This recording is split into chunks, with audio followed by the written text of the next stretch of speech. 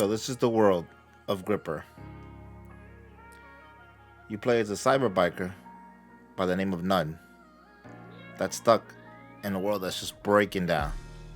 So in the demo, provided by Hardcore, the parents seem to want to save his life.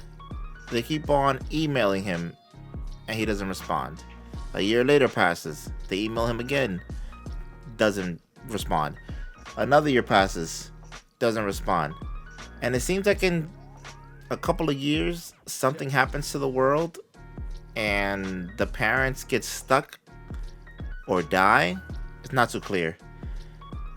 But the kid comes back and now he's trying to save him. And that's what we start off the demo at.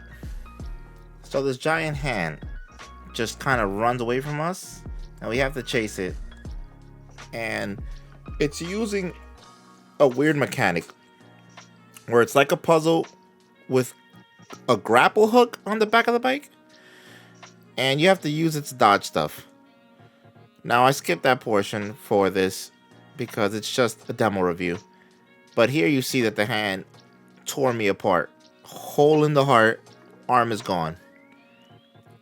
We wake up in this farm looking place and our companion has saved our life.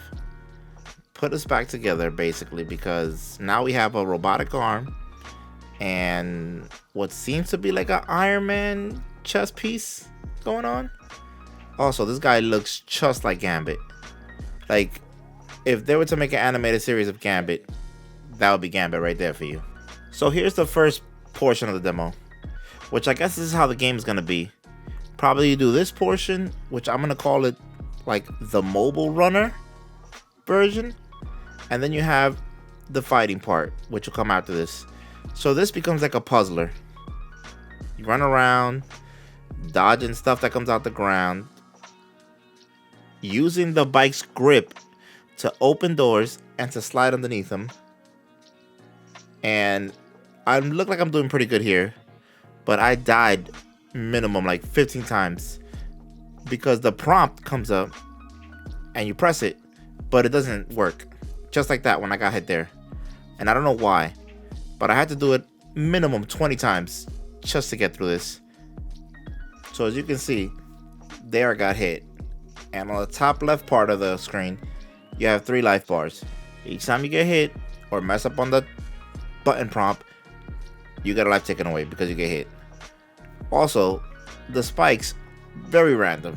You can't really calculate it where they're coming out from, unless if you're like really looking.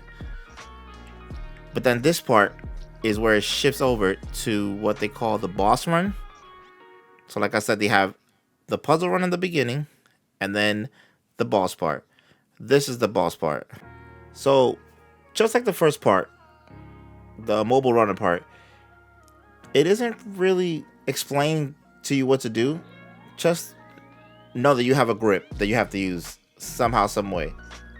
So the part that got all confused for me was that I would run around, try to pull one of the legs off, pull them off, and then all the little acolytes that you see on the side would randomly just run up to me and blow up.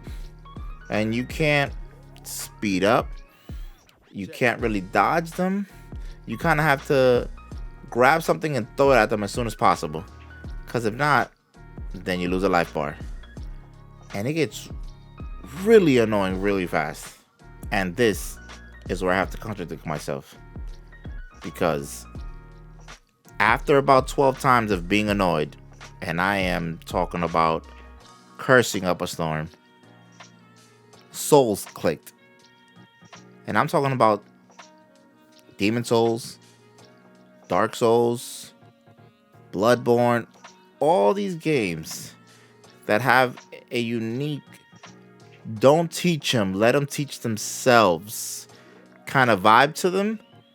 This game has it.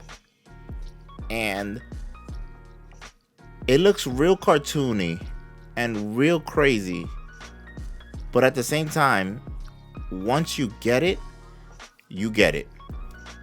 Now, the con for me personally, because I just suck at these type of games, not the Dark Souls games, but twin shooters. This is a twin shooter type of game because you have to aim where your hook is going to go and then aim where you're going to throw whatever you grabbed.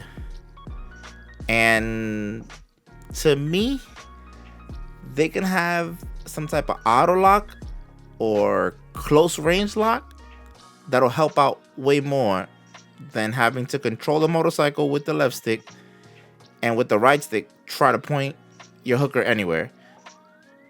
Now on that point, there are upgrades to this, but I didn't really get any because I think it's just like a teaser for you and it's supposed to hook you or not. For me, I'm somewhere in between. I'm definitely gonna wish this game because it seems cool and the story is intriguing. I want to know what happened to the parents. And once I beat this bad guy, I was able to jump, which I wasn't before. So I want to know how that's gonna play into future levels. It should be interesting. I hope, just like the jump mechanic that I just got here, it's kind of like a Mega Man flow of game, where you beat a boss, you get a power. You beat a boss, you get a power. And that would intrigue me to want to play the game more. But that was the demo. Wishlisted on Steam. It's on there. It's supposed to be released on the first quarter of 2023. And that's going to do it for this review. Like, share, comment down below if you guys are thinking about getting this game. And game on forever.